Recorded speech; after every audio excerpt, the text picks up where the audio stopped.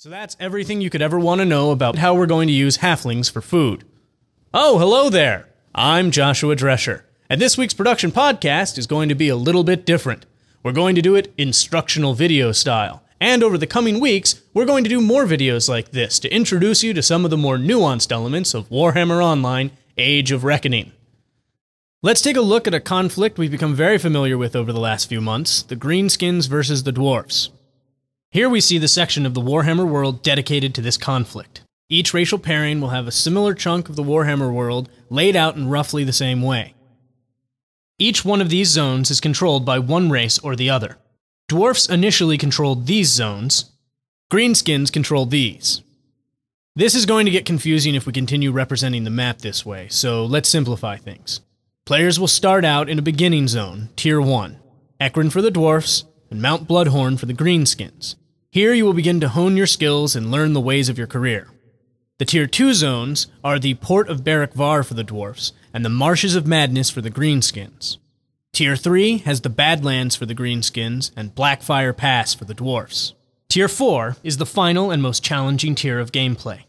For the Dwarfs, it consists of Cadron Valley and the capital city of Karazha-Karik. For the Greenskins, it holds Blackcrag and the captured city of Eight Peaks. Between these final areas lies Thunder Mountain, a set of zones initially in neither side's control. While this all looks very pretty, you might be asking, where's the war? In Warhammer Online, war is everywhere. Each tier is connected in conflict. From the first day you play the game, you will be able, if you so choose, to join the realm versus realm conflict in your own starting zone, or travel to your enemy's starting zone and join the conflict there. In fact, let's take a look at a Tier 1 zone, the Greenskin starting area of Mount Bloodhorn. We'll need a player naturally, that's good. Every zone has a mix of PvE and RVR content. Players from enemy realms will not be able to engage you as long as you don't cross into the RVR areas. If you do, however, you're fair game. So if you stay out of the RVR areas, you will be able to travel all the way to your capital city. As you fight, your experience will grant you more skills and abilities, enabling you to travel to higher tiers and be more effective. But each tier gets more and more dangerous, making your survival, even in PvE areas, harder and harder. Early tiers are mostly PvE with some RVR. As you progress, the tiers become mostly RVR with some PvE. You aren't forced to RVR if you don't want to. In fact, it will be entirely possible to reach Tier 4 through PvE gameplay alone, but the easiest method for advancing will be a combination of both. That explains how the zones are laid out, connected, and played, but there is an additional layer of gameplay to talk about: Battlefronts. Initially, these zones are evenly controlled. Each tier is, in fact, a battlefront. As you fight in RVR, you gain victory points. Earn enough of these victory points, and your realm will gain control of that battlefront. Each tier has its own unique battlefront, but a percentage of victory points from Tier 1 spill over into Tier 2. Likewise, a percentage of victory points from Tier 2 spill over into Tier 3. So your victory points in lower tiers increase your points in upper tiers. This is part of what we mean when we say war is everywhere. Even low-level players in Tier 1 will ultimately be contributing to the overall war effort.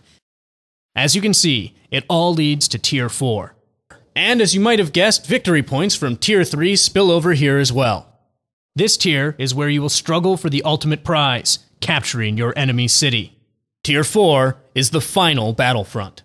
To open a city to attack, you will first have to capture the neutral zone in the center, in this case, Thunder Mountain.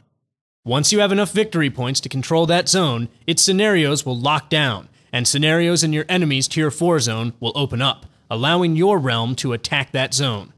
This makes Tier 4 a constant struggle for the battlefront. If your enemies hold the line, they can push the front back to the neutral zone. If they continue to gain victories, they will open up your own Tier 4 zone to attack. However, let's continue. If you gain enough victory points to control your enemy's Tier 4 zone, the enemy's city itself will become open to attack.